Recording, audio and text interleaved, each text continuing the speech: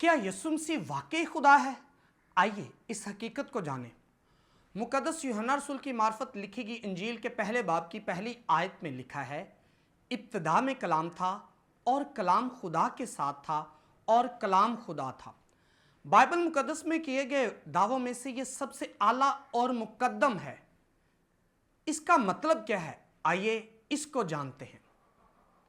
यहां इस हवाले में यूहन्ना 3 बहुत ही हैरत अंगेज बयानात देते हैं। इनमें पहला है, इब्तिदा में कलाम था। यह कलाम कौन है?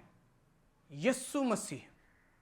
क्या आप जानते हैं यीशु मसीह वक्त से पहले मौजूद था।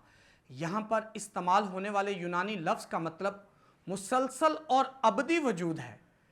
इसने बैतलहम से शुरुआत नहीं की, बल्कि वो हमेशा से मौजूद है। दूसरी बात जो इस हवाले में बयान की गई है वो है, और कलाम खुदा के साथ था। यह फर्क को जाहिर करता है कि यीशु बाप नहीं है, बल्कि वो बाप के साथ है। 2 अफराद और एक इलाही जौहर, यानी होमोजीन्स।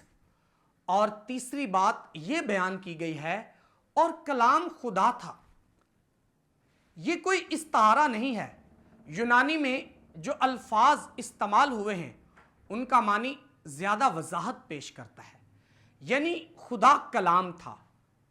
मुकद्दस यूहन्ना कोई इशारा नहीं कर रहा, बल्कि वो ऐलान कर रहा है, यीशु मसीह मुकम्मल तौर पर कामिल और अबदी खुदा है।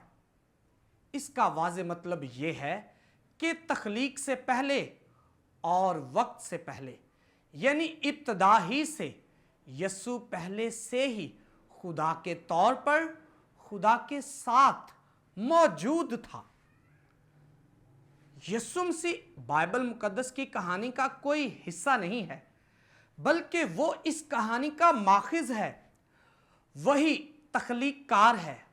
उसी ने ज़मीनो आसमान को खल्क किया है, और सब कुछ जो इनके दरमियान वाक़े है उसी के हाथ की कारीगरी है। वो इलाही और अब्दी कलाम है। वो कामिल खुदा है। उसी ने इंसानी रूप धार कर हमारी इस दुनिया में कदम रखा और हमारा मुशाबे हो गया। खुदा होते हुए वो नहायत हलीम और आजिज बन गया। सवाल ये पैदा होता है, क्या आप उसे जानते हैं?